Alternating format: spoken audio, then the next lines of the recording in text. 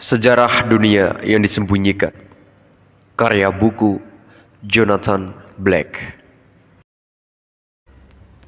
Bab 21. Era Rosicrucian. Persaudaraan Jerman. Christian Rosenkreuz. Hieronymus Bosch. Misi rahasia DRD. Sedikit yang diketahui tentang Meister Eckhart, mistikus gelap Jerman abad ke-13. Tetapi, sama seperti tokoh sezamannya, Dante, dapat dipandang sebagai sumber Renaissance. Eckhart dapat dipandang sebagai sumber reformasi yang lebih luas, tetapi bergerak lebih lambat. Dalam Eckhart, kita juga dapat melihat sumber dari suatu bentuk baru kesadaran yang akan menuntun Eropa Utara mendominasi dunia. Lahir di dekat Gotha, Jerman pada 1260, ia memasuki sebuah biara di Dominika, menjadi seorang wakil kepala biara, dan pada akhirnya berhasil menggantikan Thomas Aquinas mengajar teologi di Paris. Karya besarnya, Opus Tripartitum, yang secara lingkup sama ambisiusnya dengan Summa Theologica, tidak pernah terselesaikan. Ia meninggal saat diadili atas tuduhan bidah. Sedikit khotbah dan ucapan-ucapan lepasnya yang sampai kepada kita, beberapa di antaranya ditranskripkan oleh orang-orang di Strasbourg. Mereka tidak pernah mendengar apa-apa seperti gagasan-gagasan berikut ini sebelumnya. Aku berdoa kepada Tuhan untuk menyingkirkan Tuhan dariku. Jika aku sendiri tidak, Tuhan juga tidak. Jika aku bukan aku, Tuhan bukan Tuhan. Tuhan ada di dalam, kita ada di luar. Mata yang melaluinya aku melihat Tuhan, dan mata yang melaluinya Tuhan melihatku adalah mata yang sama. Ia adalah ia karena ia bukan ia. Ini tidak bisa dipahami oleh orang di luar, hanya orang di dalam. Temukan satu keinginan di balik semua keinginan. Tuhan ada di rumah. Kitalah yang telah pergi keluar untuk berjalan-jalan. Tanpa melalui apa-apa, aku menjadi diriku sekarang. Hanya tangan yang menghapus yang dapat menulis hal yang benar. Hal-hal ini kedengarannya sangat modern. Anda bahkan mungkin akan sedikit terkejut mendengarnya keluar dari mulut gerejawan lokal Anda pada hari ini. Seperti seorang guru Zen, Meister Eckhart berusaha mengguncang kita keluar dari cara berpikir yang mapan. Kadang-kadang, dengan apa yang pada awalnya terdengar seperti omong kosong, ia juga mengajarkan sebuah gaya meditasi oriental yang melibatkan baik pemisahan berkelanjutan dari alam material maupun kekosongan pikiran.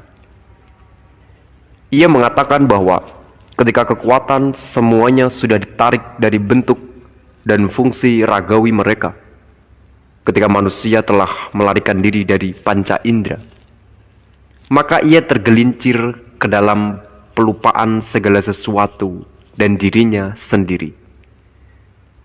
Seperti kekosongan dalam Buddha, pelupaan ini adalah suatu kekosongan yang mengandung kemungkinan tak terbatas dan tiada habis-habisnya. Juga sebuah tempat kelahiran kembali dan kreativitas. Ini juga merupakan tempat yang sulit dan berbahaya. Eckhart sedang menunjukkan jalannya bukan karena penghiburan untuk sebuah kehidupan yang keras dan tertekan, bukan menangguhkan ganjaran, melainkan sebuah dimensi aneh dan menguji yang Anda masuki dengan risiko sendiri. Gurun ketuhanan tempat tidak ada siapapun di dalamnya. Seperti Muhammad, juga seperti Dante, Eckhart mengalami pengalaman pribadi langsung akan alam rohani. Terus menerus apa yang dilaporkannya kembali bukanlah apa yang Anda harapkan. Berikut ini versi yang lebih panjang dari perkataan yang sudah dikutip sebelumnya. Saat takut sekarat dan kau bertahan, kau akan melihat iblis-iblis merobek kehidupanmu. Jika sudah menemukan kedamaianmu, kau akan melihat bahwa iblis-iblis itu sebenarnya para malaikat yang sedang membebaskanmu dari bumi. Satu-satunya hal yang membakar kita adalah bagian yang tidak mau kau lepaskan, kenanganmu, keterikatanmu. Eckhart kadang-kadang berbicara sebagai salah satu dari 12 guru Paris mulia. Sebuah ungkapan yang mengingatkan kita pada tradisi kuno tentang guru-guru dan ahli-ahli tersembunyi Great White Brotherhood, 36 orang bijak dari tradisi Karbala, persaudaraan di atap dunia, lingkaran dalam para ahli atau sambilan sosok tak dikenal. Menurut tradisi kuno, cara untuk mendapatkan pengalaman akan alam rohani diteruskan oleh serangkaian penyaluran inisiatik dari guru kepada murid. Di timur, hal ini kadang-kadang disebut satsang. Ini bukan semata-mata soal informasi yang disampaikan dengan kata-kata, melainkan semacam proses magic antara pikiran. Plato mungkin bisa jadi bacaan saat merujuk pada sesuatu yang mirip ketika ia membicarakan mimesis. Dalam alegori gua, Plato mengundang muridnya untuk membuat sebuah gambar imajinatif yang akan mengubah pikirannya dengan suatu cara yang berlangsung di luar akal yang sempit. Menurut pendapat Plato, tulisan terbaik ia sedang membicarakan puisi Hesiod, melontarkan suatu mantra hipnotis yang membawa serta penyaluran pengetahuan. Seorang inisiat yang saya kenal memberitahu bagaimana sewaktu ia masih seorang pria muda yang tinggal di New York, gurunya menghampirinya, menggambar sebuah lingkaran di atas meja dan bertanya apa yang dilihatnya. Atas meja, jawabnya. Bagus, kata sang guru. Mata seorang pemuda harus melihat keluar. Lalu, tanpa mengatakan apapun lagi, ia mencondongkan tubuhnya ke depan dan menyentuh dahi teman saya di antara kedua matanya dengan jari terentang. Dunia langsung memudar dan ia terpesona oleh sebuah visi yang baginya seperti sesosok Dewi Bulan yang dingin dan pucat, membawa tengkorak dan rosario. Sosok itu memiliki 6 wajah, masing-masing dengan 3 buah mata. Sang Dewi menari dan teman saya lupa waktu. Lalu, beberapa saat kemudian, visi itu memudar dan menyusut sampai menjadi sebuah titik dan menghilang. Akan tetapi, teman saya tahu hal itu masih hidup di dalam dirinya di suatu tempat seperti sebutir benih membara dan akan begitu selamanya. Gurunya berkata, "Kau melihatnya?" Saya senang sekali ketika mendengar cerita ini karena saya tahu sudah sangat dekat dengan rangkaian penyaluran mistis. Pengalaman spiritual langsung yang dibicarakan Meister Eckhart dengan keyakinan semacam itu dalam khotbah-khotbahnya merupakan pengalaman yang tampaknya tidak bisa lagi diberikan oleh agama yang terlembagakan. Gereja tampaknya sangat terikat dengan aturan baku baik dalam teologi maupun ritual. Sehingga dalam suatu iklim ketidakpuasan dan kegelisahan spiritual, perkumpulan-perkumpulan yang bebas dan gelap itu muncul di kalangan orang-orang yang berpikiran sama. Kelompok-kelompok orang awam yang mencari pengalaman spiritual, bintang yang mengembara, sebagaimana mereka kadang-kadang dikenal, konon bertemu secara rahasia.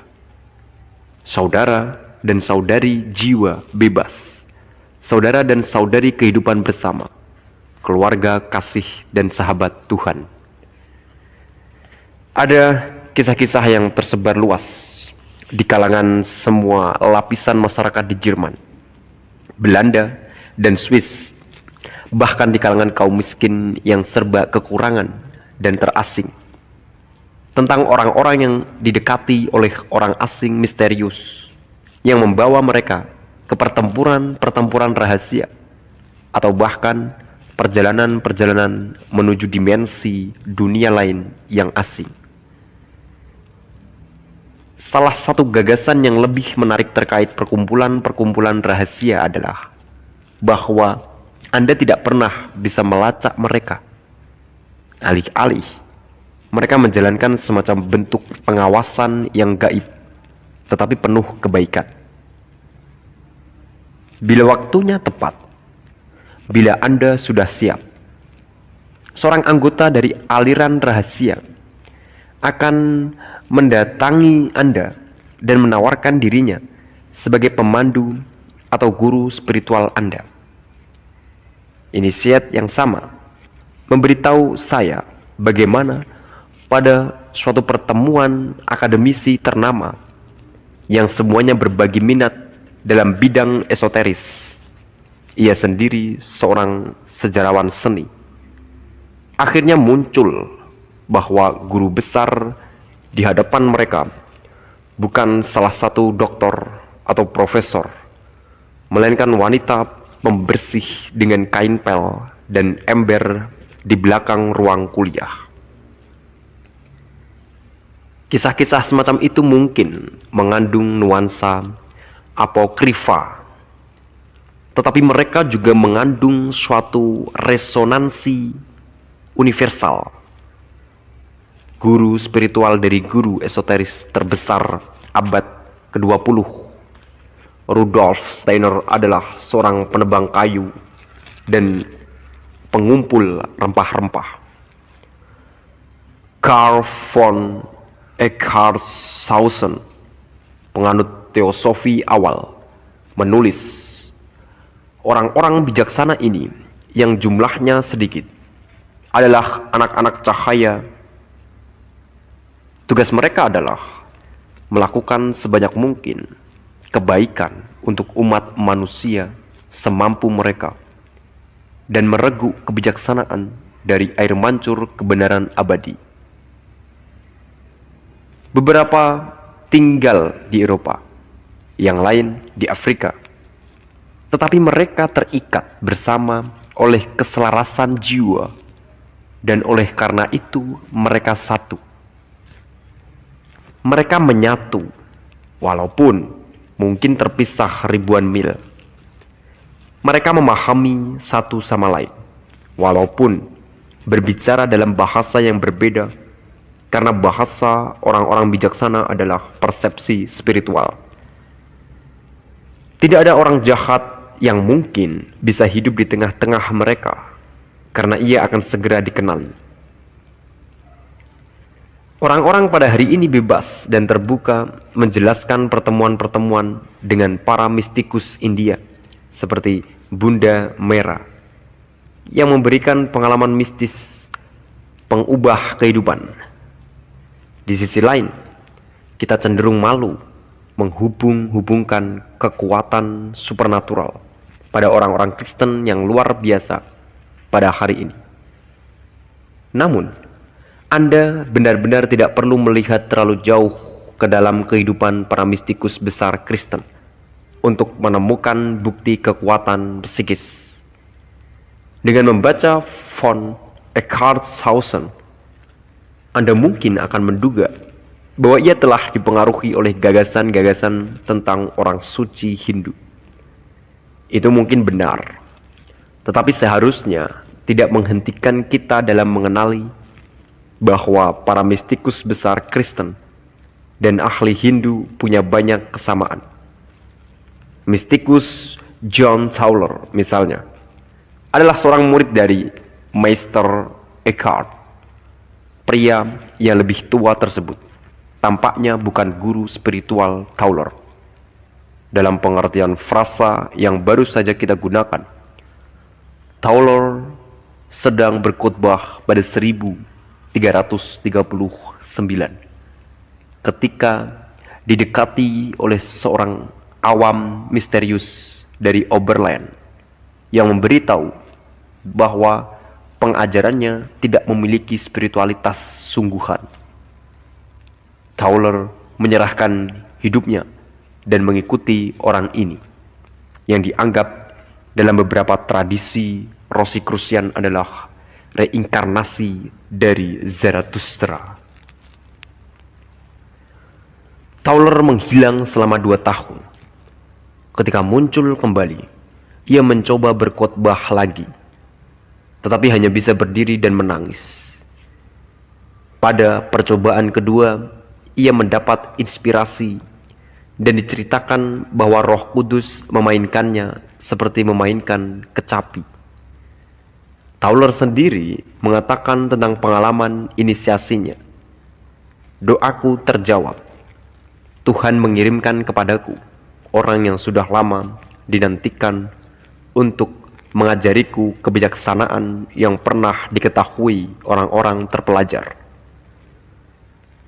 Mistisisme Tauler adalah mistisisme duniawi. Ketika seorang miskin bertanya, apakah ia harus berhenti bekerja untuk pergi ke gereja?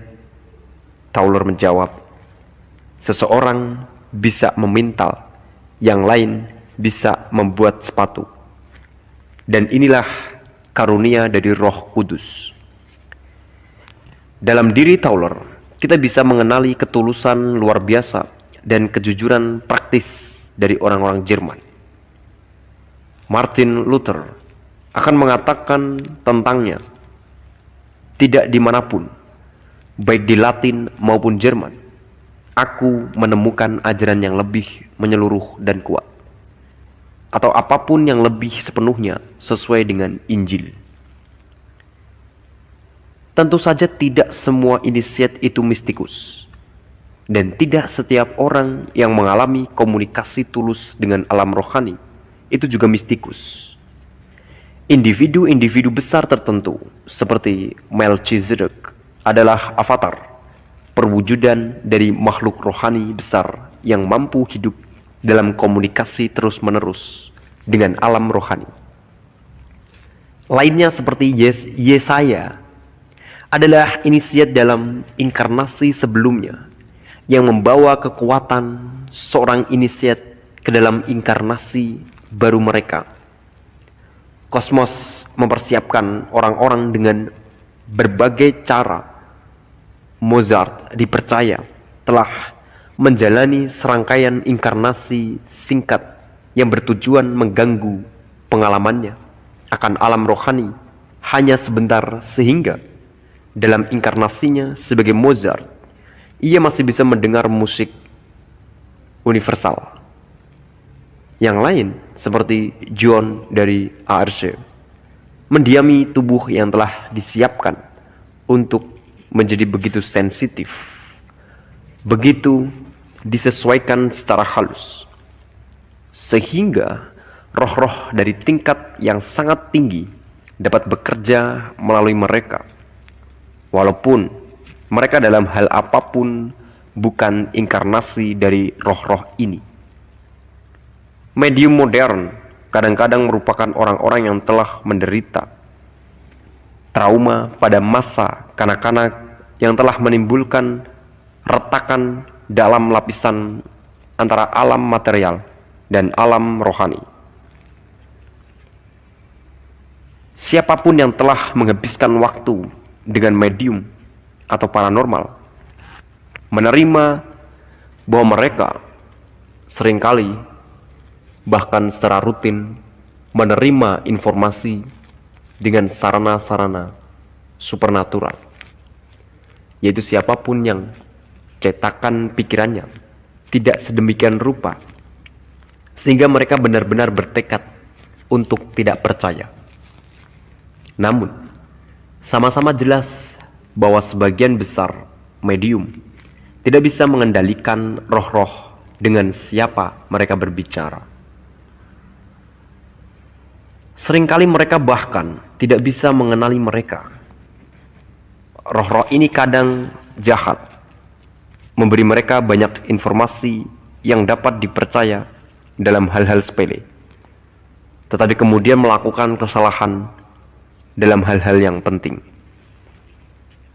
Tidak seperti para medium, para inisiat peduli dalam untuk mengomunikasikan kondisi kesadaran mereka yang berubah, baik secara langsung seperti yang terjadi pada teman saya di New York, maupun dengan mengajarkan teknik-teknik untuk mencapai kondisi-kondisi yang berubah. Riwayat Kristen Rosenkreuz biasanya dianggap sebagai sebuah alegori atau fantasi. Dalam tradisi rahasia, makhluk besar yang telah berinkarnasi singkat pada abad ke-13 sebagai anak dengan kulit bercahaya berinkarnasi lagi pada 1379. Ia lahir dalam sebuah keluarga Jerman miskin yang tinggal di perbatasan Hesse dan Thuringia. Yatim piatu pada usia 5 tahun, ia dikirim untuk tinggal di sebuah biara, tempat ia belajar bahasa Yunani dan Latin dengan tidak begitu baik. Pada usia 16 tahun, ia memulai sebuah peziarahan. Ia ingin sekali mengunjungi makam suci di Yerusalem. Ia melakukan perjalanan ke Mesir, Libya, dan Fez. Ia juga pergi ke Sirpus, tempat seorang teman yang menemaninya meninggal. Lalu, ia ke Damaskus dan Yerusalem, dan akhirnya ke suatu tempat yang bernama Damkar. Tempat ia belajar selama 3 tahun dan diinisiasi oleh sebuah persaudaraan sufi yang dikenal sebagai Ikhwan al-Safa atau persaudaraan kesucian. Selama waktu tersebut, ia menerjemahkan The Liber M atau Book of the World yang konon mengandung sejarah masa lalu dan masa depan dunia ke dalam bahasa Latin. Sekembalinya ke Eropa, ia bertekad meneruskan apa yang telah dipelajarinya. Ia pertama-tama mendarat di Spanyol, tempat ia ditertawakan. Setelah beberapa kali mendapat penghinaan, kembali ke Jerman untuk hidup menyendiri. 5 tahun kemudian, ia mengumpulkan di sekelilingnya 3 orang teman lama dari hari-harinya di biara. Inilah awal dari Fraternity of the Rosy Cross, persaudaraan salib mawar. Ia mengajarkan kepada teman-temannya ilmu pengetahuan inisiatik yang telah dipelajarinya sepanjang perjalanan. Bersama-sama mereka menulis sebuah buku yang berisi semua yang dapat diinginkan, diminta, dan diharapkan manusia.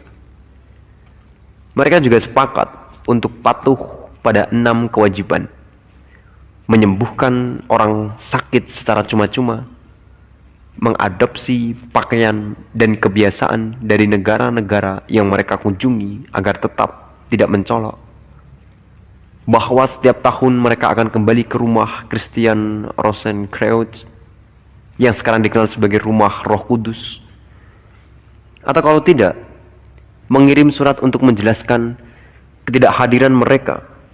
Sebelum mati, setiap saudara akan memilih seorang penerus yang akan ia inisiasi. Mereka sepakat bahwa persaudaraan akan tetap tersembunyi selama 100 tahun. 4 saudara lain bergabung dengan mereka sebelum mereka berdelapan mulai pergi ke penjuru-penjuru bumi demi mereformasi dan mengubahnya. Anugerah supernatural luar biasa yang dihubungkan dengan kaum Rosicrucian membuat mereka menjadi salah satu legenda romantis besar dalam sejarah Eropa. Mereka memiliki anugerah umur panjang. Rosenkreuz meninggal pada 1485 di usia 107. Karena mereka mengetahui rahasia alam dan bisa memerintah makhluk-makhluk tanpa wujud, mereka bisa mengerahkan kemauan secara ajaib yang mereka lakukan sebagian besar demi melakukan mukjizat-mukjizat penyembuhan. Mereka bisa membaca pikiran, memahami semua bahasa, bahkan memproyeksikan gambar hidup dari diri mereka sendiri dalam jarak jauh dan berkomunikasi secara nyata pada jarak jauh. Mereka juga bisa membuat diri mereka tak kasat mata.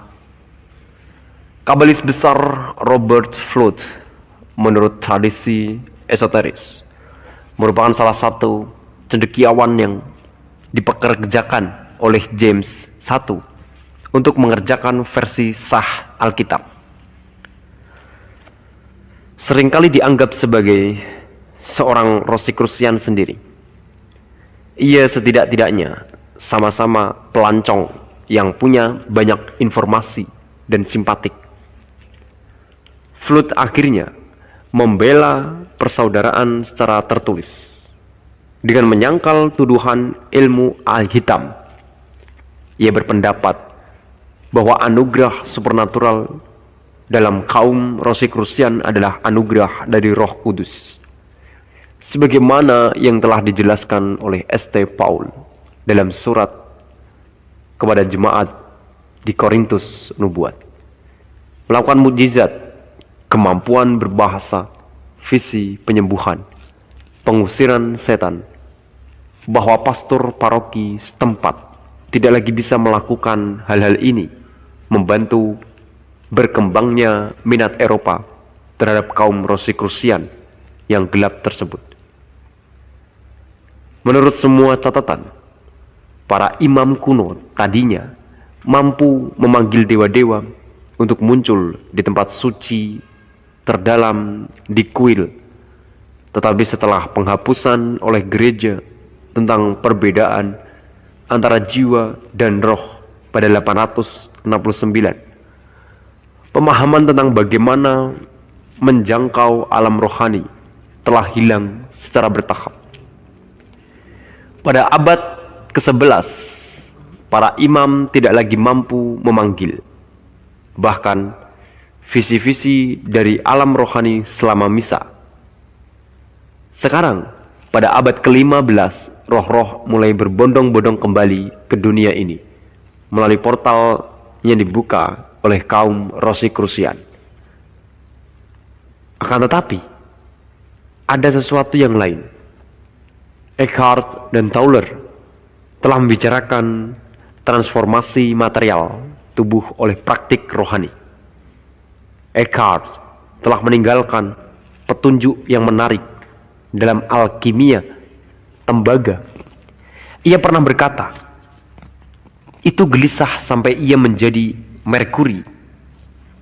Namun, sebuah catatan yang lebih sistematis baru mulai muncul bersamaan dengan munculnya Rosicrucianisme. Tidak ada seniman papan atas lain yang memiliki gagasan-gagasan alkimia yang muncul ke permukaan dalam karya-karyanya. selain Hieronymus Bosch. Sedikit yang diketahui tentang Maggie, asal Belanda tersebut, kecuali bahwa ia menikah, memiliki seekor kuda, dan konon telah menyumbangkan lukisan-lukisan di atas altar dan desain-desain untuk kaca patri jendela di katedral kota asalnya di Aachen. Bosch meninggal pada 1516. Jadi ia pastilah sedang melukis selagi Christian Rosenkreuz masih hidup. Pada 1960, Profesor William Frainger menerbitkan sebuah penelitian monumental tentang Bosch dalam pengertian pemikiran esoteris pada masa ketika sang seniman masih hidup. Frainger menjelaskan tentang lukisan-lukisan yang sebaliknya justru tampak membingungkan dan aneh. Banyak lukisan Bosch telah diberi label surga, neraka, atau kiamat. Kadang-kadang mungkin dengan cara yang agak asal-asalan, hanya karena mengandung unsur-unsur visioner aneh yang bukan bagian dari ikonografi dan teologi konvensional Kristen. Namun, pada kenyataannya, lukisan-lukisan Bosch benar-benar sangat esoteris dan bertentangan dengan dogma gereja. Misalnya, bukanlah pandangan Bosch bahwa pelanggar hukum yang tidak bertobat akan masuk neraka itu saja dan melayani mereka tepat untuk selamanya. Ia percaya bahwa setelah kematian roh melakukan perjalanan melalui lingkaran bulan, lalu naik melalui lingkaran planet ke langit tertinggi, lalu turun lagi memasuki inkarnasi berikutnya. Detail di seberang sebuah panel dalam The Garden of Earthly Delight yang secara konvensional diberi label neraka menunjukkan sesosok roh yang akan turun dari satu lingkaran ke lingkaran yang lain. Menurut Frainger, lukisan-lukisan Bosch, misalnya Table of Wisdom, yang terkenal itu yang juga ada di Prado, Madrid, menunjukkan bahwa ia mengetahui sebuah teknik untuk mencapai kondisi-kondisi yang berubah yang dipraktikkan dalam aliran esoteris yang berbeda di seluruh dunia. Menurut ajaran esoteris Hindia, penguasa emas kekuatan kosmis, Purusha, bekerja baik dalam matahari maupun dalam pupil mata. Dalam Upanishad tertulis, Purusha ada dalam cermin, padanya aku bermeditasi. Dengan menatap pantulan seseorang yang direfleksikan di mata kanan, Anda bisa memperluas kesadaran Anda dari perenungan atas ego diri Anda yang terbatas menuju perenungan atas diri Tuhan yang lir, matahari di jantung segala sesuatu. Metode ini juga dipraktikkan oleh mistikus Belanda, Jan van Ruysbroek, yang menggambarkan bagaimana pelupaan diri dan pelupaan dunia mengarahkan mulanya pada sensasi kekosongan dan kekacauan. Kemudian bidang pandangan menjadi penuh energi kosmis. Gambaran-gambaran yang awalnya muncul seperti mimpi dan kacau balau tiba-tiba bergerak bersama dalam suatu cara yang bermakna. Metode meditasi tanpa mata ini juga dapat dipraktikkan dalam konteks seksual. Seorang mistikus awal, Mechthiel dan Magdeburg, telah mendapatkan visi-visi tentang suatu masa ketika kehidupan sensualitas akan sepenuhnya terintegrasi ke dalam tatanan spiritual segala sesuatu.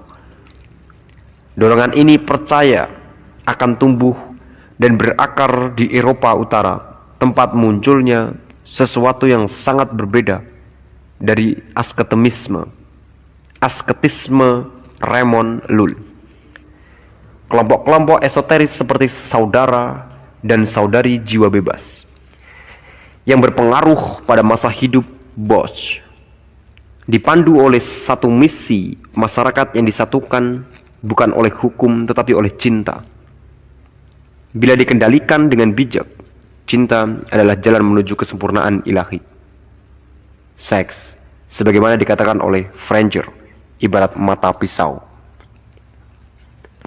Penulis yang paling erat dikaitkan dengan persaudaraan Rosicrucian, paling tidak karena beberapa tulisannya konon dikuburkan bersama pendirinya, adalah Paracelsus. Aku lelaki yang kasar, kata Paracelsus, lahir di sebuah negara yang kasar. Lebih khusus lagi, ia lahir di sebuah desa dekat Zurich pada 1493. Sosok yang aneh dan agresif. Ia tampaknya tidak pernah menumbuhkan jenggot dan mempertahankan penampilan anak muda sampai usia tua.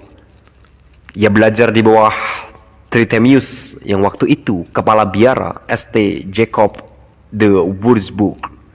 Trithemius merupakan salah satu ahli terbesar pada masa itu dan juga guru dari Cornelius Agrippa. Trithemius mengaku mengetahui cara mengirimkan pemikirannya di atas sayap-sayap malaikat dalam jarak ratusan mil. Ia diminta oleh Kaisar Maximilian I untuk memanggil hantu istrinya yang telah meninggal. Dan ketika Trithemius menyanggupi, sang kaisar mampu memastikan bahwa hantu itu benar-benar istrinya dari tai lalat di belakang lehernya. Teman sesama murid Paracelsus, Cornelius Agrippa, menjadi seorang pengembara intelektual dikelilingi oleh rumor sihir. Anjing hitam besarnya, Monsieur, konon mirip iblis, yang membuat tuannya terus mengetahui berbagai peristiwa dalam radius 100 mil. De Occulta Philosophia adalah upayanya untuk menulis sebuah catatan ensiklopedis tentang Kabbalah Kristen praktis yang mencakup sebuah kitab tebal mantra sihir yang masih digunakan oleh para okultis hingga hari ini. Akan tetapi, Paracelsus tampaknya tidak begitu terkesan dengan Trithemius. Tampaknya ia tidak ingin belajar di sebuah perpustakaan, tetapi belajar dari pengalaman. Ia pergi untuk hidup di tengah para penambang demi belajar sendiri tentang mineral. Ia juga berpergian jauh dari Irlandia ke rawa-rawa penuh buaya di Afrika, mempelajari obat-obatan tradisional. Dalam satu cara, ia bisa dipandang mendahului Grimm. Bersaudara, mengumpulkan pengetahuan kuno dan esoteris sebelum semuanya menghilang. Ia tahu bahwa kesadaran itu berubah dan bahwa seiring perkembangan akal, umat manusia akan kehilangan pengetahuan naluriah tentang tumbuh-tumbuhan yang menyembuhkan, sebuah pengetahuan yang sampai saat ini telah sama-sama diketahui oleh binatang-binatang yang lebih tinggi. Pada titik puncak perubahan itu, ia menuliskan sebuah catatan tentang hal-hal ini sesistematis mungkin. Pada 1527, ia menjadi seorang dokter di Basel, Swiss, dan segera menjadi terkenal karena penyembuhan ajaibnya. Tentu saja ia menjadi musuh bagi dokter-dokter yang sudah bekerja di wilayah tersebut. Paracelsus mencemooh obat-obatan konvensional pada masa itu. Dalam sebuah perkataan bombastis yang khas, ia menulis tentang Galen, penulis buku ajar medis standar pada masa itu. Kalau saja para seniman kalian tahu bahwa pangeran mereka, Galen, mereka menyebut tidak ada yang seperti ia, menempel di neraka. Dan dari sana ia telah mengirimkan surat-surat kepadaku. Mereka akan membuat tanda salib pada diri mereka sendiri dengan ekor rubah. Kemampuan penyembuhannya yang tampaknya menakjubkan tersebut mengundang desas-desus tentang ilmu hitam. Ia terbiasa membuat sebatang padang kayu yang pada gagangnya konon ia menyimpan obat alkimianya yang paling mujarab. Ia menyembuhkan seorang kanon gereja kaya raya yang gagal disembuhkan oleh para dokter lain. Tapi ketika pria ini menolak membayar, para magistrat lokal membela sang kanon, dan teman-teman Paracelsus menyarankan agar ia melarikan diri. Ia menghabiskan bertahun-tahun mengembara. Alam, katanya, adalah gurunya. Aku tidak ingin hidup nyaman. Aku juga tidak ingin kaya raya. Kebahagiaan lebih baik daripada kekayaan, dan berbahagialah orang yang mengembara. Tidak memiliki apa-apa yang membutuhkan perawatannya. Ia yang ingin belajar kitab alam harus mengembara dengan kakinya di atas dedawannya. Anda mungkin akan berpikir bahwa filsafat yang sangat waras ini dipadukan dengan metodologi yang praktis dan membumi, dapat mengarah pada sesuatu yang mendekati ilmu kedokteran modern. Namun, beberapa tulisan Paracelsus termasuk liar dan aneh. Ia menulis misalnya tentang monstra, sosok makhluk tak kasat mata yang mungkin bangkit dari pembusukan sperma. Ia juga membicarakan tentang Mangonaria, suatu kekuatan penyangga ajaib yang dengannya benda-benda berat bisa diangkat ke udara. Ia mengatakan ia mengetahui tentang daerah-daerah tertentu di mana sejumlah besar sosok elemental hidup bersama, mengadopsi pakaian dan sikap manusia. Paracelsus juga memiliki gagasan-gagasan luar biasa tentang tidur dan mimpi. Ia mengatakan bahwa selama tidur, tubuh sideral roh hewan menjadi bergerak bebas. Tubuh itu bisa bangkit menurutnya, menuju alam leluhurnya dan berinteraksi dengan bintang-bintang. Ia mengatakan bahwa roh-roh yang ingin memanfaatkan manusia seringkali bertindak atas mereka dalam mimpi, sehingga orang yang tidur dapat mengunjungi orang lain dalam mimpinya. Ia membicarakan tentang iblis yang berhubungan seksual dengan manusia yang tertidur, incubus atau iblis laki-laki, dan sukubus atau iblis wanita yang mencari makan dari pancaran-pancaran nokturnal. Paracelsus juga seorang nabi, dan dalam tahun-tahun selanjutnya meramalkan kembalinya Elia yang akan datang dan memulihkan segala sesuatu. Akan tetapi, selain praktik-praktik esoteris ini, Paracelsus bahkan menciptakan penemuan dan kemajuan yang akan kita singgung nanti, yang telah membuat beberapa kalangan memanggilnya Bapak Kedokteran Eksperimental Modern. Dalam paradoks inilah terletak kunci untuk memahami rahasia zaman kita. Terkadang ia juga dikatakan sebagai seorang Rosicrucian, walaupun ia sendiri tidak pernah menyatakan demikian. Magi besar Inggris DRD termotivasi oleh sebuah keinginan luar biasa untuk mengalami alam rohani secara langsung. DRD barangkali arketip magi paling luar biasa sejak Zarathustra. Gambar D telah memasuki budaya arus utama populer. Inilah penyihir berjubah hitam dan berkupluk dengan jenggot putih panjang yang bekerja di sebuah laboratorium yang dikelilingi oleh instrumen-instrumen alkimia. Di tengah kilatan-kilatan petir, ia memanggil roh-roh tanpa wujud dengan pentakel-pentakel dan perangkat lain yang digambar di atas tanah dengan kapur.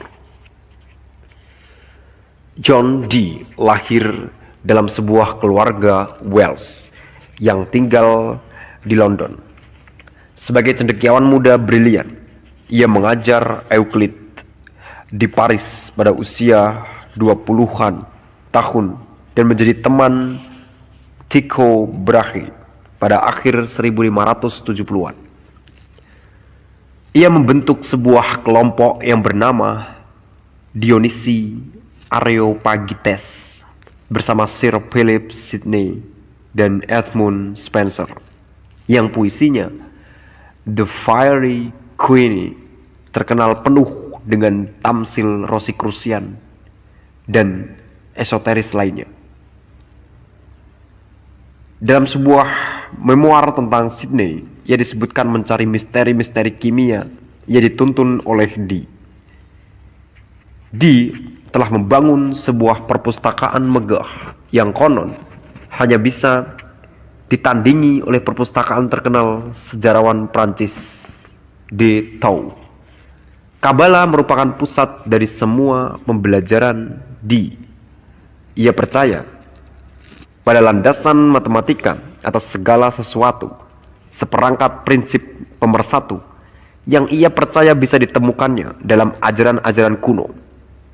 Ia mewujudkan prinsip-prinsip ini dalam lambangnya yang sangat kompleks, Monas, Hieroglifika.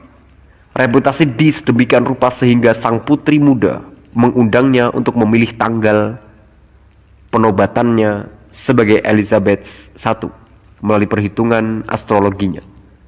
Di juga membantu mengatur kebijakan luar negeri Elizabeth, baik di Eropa maupun menyangkut penyelesaian Amerika. Ada fakta sedikit diketahui, tetapi terdokumentasikan bahwa pada puncak kejayaannya, Dr. Di memiliki sebuah akta yang memberikannya kepemilikan wilayah luas bernama Kanada, dan visinya tentang sebuah Imperium Britania, sebuah frasa yang ia ciptakan, membantu menginspirasi dan menuntun pelayar penjelajahan negara itu. Pada 1580 jelas mendambakan lebih banyak pengalaman spiritual langsung. Ia memutuskan untuk berhubungan dengan seorang medium. Mimpi-mimpi Di menjadi terganggu. Ada suara-suara kutukan aneh di rumahnya. Ia memperkerjakan seorang medium bernama Barnabas Saul yang konon bisa melihat malaikat dengan kristal ajaibnya. Tetapi Di memecatnya setelah 6 bulan. Kemudian pada 1582 ia bertemu Edward Kelly, seorang pria aneh yang tampaknya mengenakan kupluk untuk menyembunyikan fakta bahwa telinganya telah dipotong sebagai hukuman atas pembuatan koin. Kelly mengklaim mampu melihat malaikat Uriel dalam batu ajaib milik Di. Maka dimulailah ratusan kali pemanggilan arwah. Hal ini memungkinkan Di untuk mempelajari bagaimana menguraikan perkataan malaikat yang disebutnya sebagai bahasa Enosian. Kemerosotan magi besar tersebut dapat ditelusuri dari pertemanannya dengan Kelly ini. Lelaki yang mimpinya tentang imperium akan membantu membentuk dunia mulai menjelajahi jalan-jalan kecil spekulasi dan praktik esoteris yang lebih cenderung merusak. Dalam sebuah perjalanan ke Praha, Di mengatakan kepada Kaisar Romawi Suci Rudolf II bahwa ia telah berusaha selama 40 tahun untuk menemukan apa yang diinginkannya dan tidak ada buku yang mampu memberitahunya.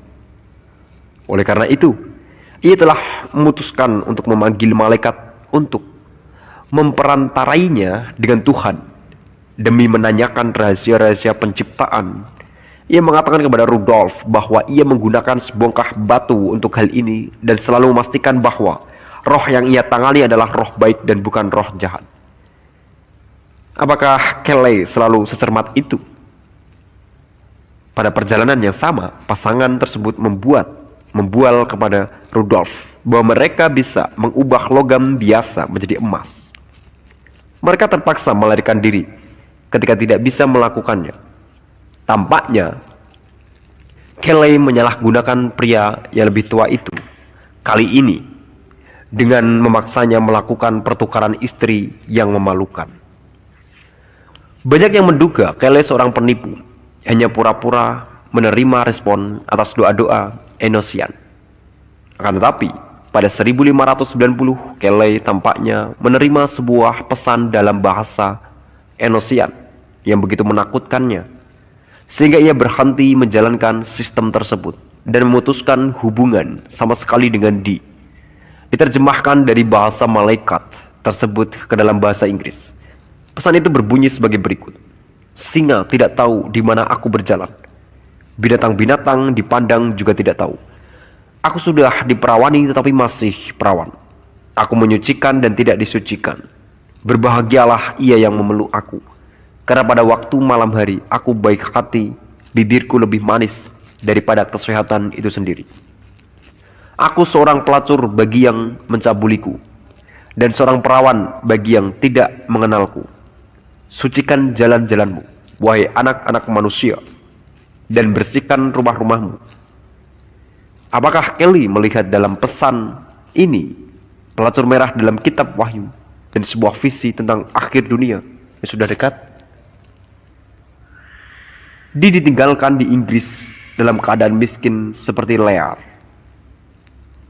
tidak mampu menghidupi keluarganya, mengomel dan mengoceh, sangat paranoid, melihat konspirasi dan kontra-konspirasi di mana-mana.